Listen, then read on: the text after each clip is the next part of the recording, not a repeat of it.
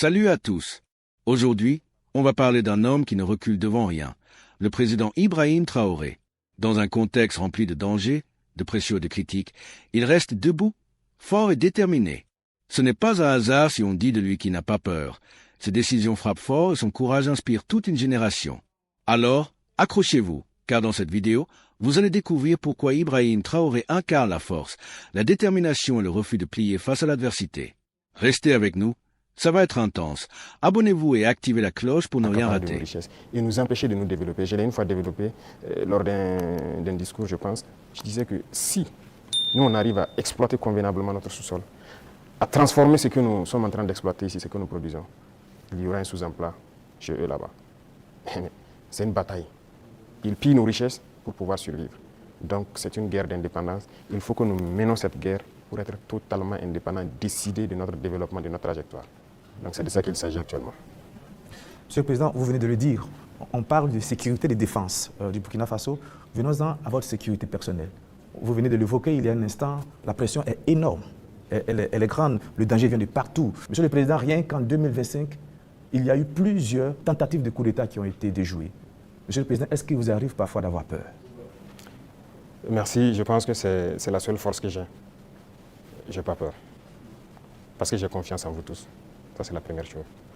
Il faut avoir confiance au peuple, parce que c'est le peuple qui nous a confié cette mission. Et j'ai confiance au peuple, qu'ils comprendront. Et voilà pourquoi on n'hésite pas aussi à être devant le peuple, pour leur expliquer la situation et leur dire ce qu'il y a. Et ça permet de garder une très bonne relation. Ça, c'est la première des choses.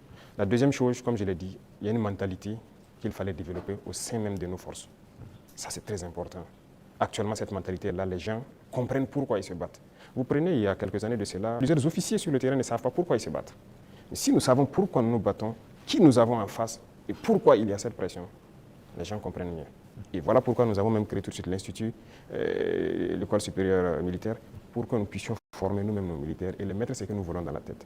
Et retenez une chose, si vous laissez vos forces être formées par d'autres puissances, ils les mettent dans leur tête ce qu'ils veulent. Ils les endoctrinent comme ils le veulent et c'est plus facile de les manipuler. Mais ici au Burkina actuellement, c'est ce qui fait mal d'ailleurs à beaucoup de puissances impérialistes. Ils n'arrivent pas à pénétrer notre armée. Tous ces battants qui ont été créés, tous ces hommes qui sont là, personne n'est venu d'ailleurs les former. Nous sommes bâtis sur notre expérience terrain et nous les avons formés. J'ai personnellement participé à des entraînements de certaines forces au tout début. Donc ça, c'est déjà une deuxième force. Et l'autre force est que si vous avez une mission, un objectif pour votre pays, vous ne devez pas avoir peur. Si vous avez peur, vous hésitez. Si vous hésitez, vous compromettez. C'est un nombre d'éléments qui font que vous êtes rassuré. J'insiste parce qu'il y a l'histoire aussi. C'est l'histoire qui nous conduit. Ces forces impérialistes, elles sont réelles. En 1961, elles ont eu la peau de Patrice Lumumba en RDC. En 1972, elles ont eu la peau de Kwame Nkrumah d'une autre manière. Et puis en 1987, elles ont eu la peau de Thomas Sankara, toujours avec des ennemis internes et parfois avec la complicité de certains voisins. Vous savez ce qu'on dit, Monsieur le Président? Le premier devoir d'un révolutionnaire, c'est de rester en vie pour continuer le combat. Monsieur le Président, est-ce que vous pouvez rassurer toutes ces personnes, tous ces hommes, ces femmes d'ici et d'ailleurs qui commencent à espérer que vous allez rester en vie? Ils manipulent toujours de l'intérieur, nous sommes très bien conscients. Et aussi un devoir pour nous, c'est de participer à notre propre sécurité. Ce n'est pas aujourd'hui de dire que je suis chef d'État et voilà, je confie la sécurité juste à des gens. Non, tout le monde participe, moi-même je participe. Et c'est pourquoi j'ai dit, ce n'est pas juste une affaire de ceux qui sont à côté de moi, c'est une affaire de tout le peuple. Et la sécurité, ce n'est pas une affaire d'hommes détenus et tout ce que vous pouvez imaginer. C'est tout un ensemble. C'est aussi des comportements, des manières de vivre. Il faut éviter beaucoup de choses que peut-être des erreurs ont été commises dans le passé. Et nous avons lu beaucoup sur tous ceux dont l'impérialisme a eu la peau et nous avons appris beaucoup de leçons. Voilà pourquoi on dit on ne laissera pas les choses se répéter. On anticipera, quitte à ce que les gens interprètent comme ils veulent, on va anticiper. Mais parce que nous avons compris le message, l'espoir qu'il y a, on fera tout pour anticiper toujours les actions de l'impérialisme. Monsieur le Président, du regard de la journaliste que je suis, je me dis qu'il y a un encerclement des pays de l'AES. Quand je regarde un peu en Côte d'Ivoire, il y a un camp militaire à Odiéné, près du Mali et du Burkina. Le Sénégal installe des unités à la frontière avec le Mali, sans oublier également le Bénin qui fait frontière avec le Burkina Faso et le Niger. Est-ce que, Monsieur le Président, vous partagez ce point de vue? Est-ce que vous voyez les choses de cette manière? Je pense que quand vous décidez de faire la révolution, il faut vous apprêter. à cette adversité. C'est une logique qu'ils nous encerclent. C'est logique qu'ils essaient de nous faire tomber. C'est logique. C'est comme je dis, c'est une bataille. Ils se battent pour leurs intérêts. Et c'est à nous, si on a décidé de faire la révolution, de tout mettre en œuvre pour que cet encerclement soit vaincu. Vous voyez, l'Afrique, on a l'habitude de ne pas avoir d'abord une armée forte. Il n'y a pas d'État s'il n'y a pas d'armée forte. Mais bon, c'était le système. Comme je l'ai dit une fois aux couleurs, ils sont venus nous flatter. Non, il ne faut pas vous armer. Même dernièrement, je pense qu'il y a dans une interview un général américain qui a dit encore que nos pays n'ont pas besoin d'être militarisés. C'est leur conception. Nous sommes comme des enfants, c'est eux qui doivent venir s'asseoir, faire la sécurité pour nous. Et beaucoup de pays sont dans cette situation. Ils ne construisent pas d'armée. Et quand la situation arrive, c'est le chaos. Nous, nous sommes en train de construire une armée forte. Voilà pourquoi j'ai dit on se bat en Burkinabé et on se forme en Burkinabé. Ça, c'est très important. Avant, c'est quoi? Chaque fois, les forces étrangères, tout le monde vient pour former vos soldats. On vous prend comme des moins que rien. Aujourd'hui, beaucoup de forces étrangères cherchent à venir s'entraîner avec nous. Vous n'allez pas imaginer. Les plus grandes puissances cherchent à venir s'entraîner avec nos soldats. Mais ce n'est pas juste l'entraînement.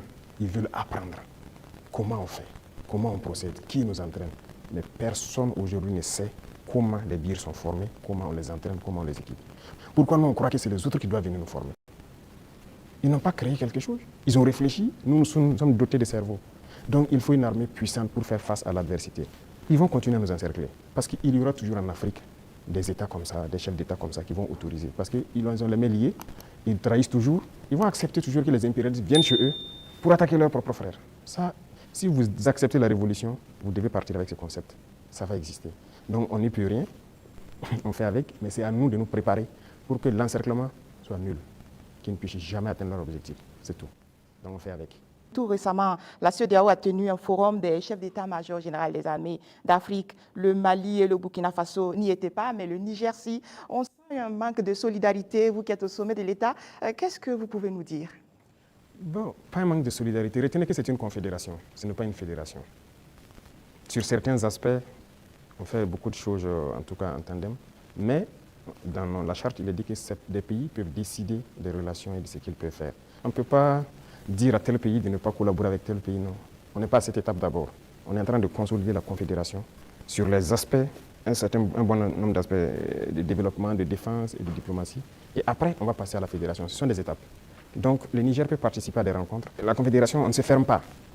On fait des ouvertures, on côtoie tout le monde. Vous avez un problème particulier avec les médias, donc avec nous les journalistes. Je dis cela parce qu'on a l'impression qu'il y a eu un malentendu. Je parle des médias nationaux, pas des médias internationaux dont certains sont tombés dans la poubelle depuis un certain moment. C'est un fait. Et pas des médias nationaux. On a l'impression qu'il y a eu un malentendu au début et il y a quelque chose, un brouillard comme ça qui est là.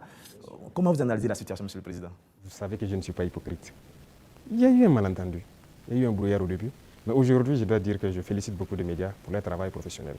Il faut éviter de suivre le travail de l'impérialisme. Certes, beaucoup parmi vous ont été formés par eux. Hein. C'est ça, vous avez été à l'école du blanc, comme on aime le dire. C'est eux qui vous ont formé au journalisme. Donc moi, je ne vous en veux pas souvent quand les gens essaient de se comporter comme eux. Mais je parle pour que les gens prennent conscience qu'il s'agit de notre patrie. Regardez ce matin, par exemple, lisez les titres des journaux en France.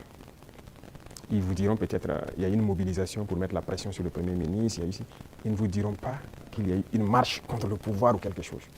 Mais si c'était au Burkina, vous direz qu'il y a une marche contre le pouvoir. Vous comprenez? Les Français nous appelaient, ils continuent de nous appeler putschistes, juntes et quoi. C'est du français. Mais les journalistes nous appellent aussi putschistes, juntes ici.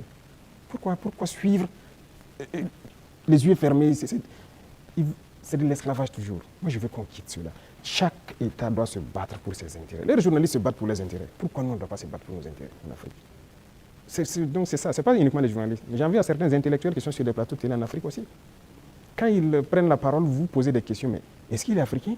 Ou bien, génétiquement, il n'est pas là, quoi. Il n'est pas avec nous. C'est une réalité. Un retard. Oui, il faut se décoloniser les mentalités, les manières de faire. Chacun doit se battre pour sa patrie. Vous pouvez avoir une information qui est peut-être vraie et juste, mais vous décidez de ne pas sortir l'information. Parce que ça peut porter préjudice à la défense nationale, à la sécurité, à la cohésion, et ainsi de suite. Ça, c'est une décision souveraine, parce que vous voulez préserver votre pays. Mais on ne dit pas seulement dès qu'il y a une information, il faut la sortir. Non, ce n'est pas comme ça. Et très souvent, les journalistes, comme on aime le dire. Merci d'avoir regardé cette vidéo jusqu'au bout. Si le courage et la détermination du président Ibrahim Traoré vous inspirent autant que nous, n'oubliez pas de laisser un gros pouce bleu, de partager cette vidéo autour de vous et surtout de vous abonner pour ne rien manquer des prochaines analyses. Ensemble, Faisons entendre notre voix et mettons en avant les leaders qui osent défier la peur. Activez la cloche pour rester informé et rejoignez la communauté dès maintenant. À très bientôt pour une nouvelle vidéo pleine d'énergie, de vérité et de motivation. Index ouvert pointant vers la droite blanc ici. La vérité ne tremble pas.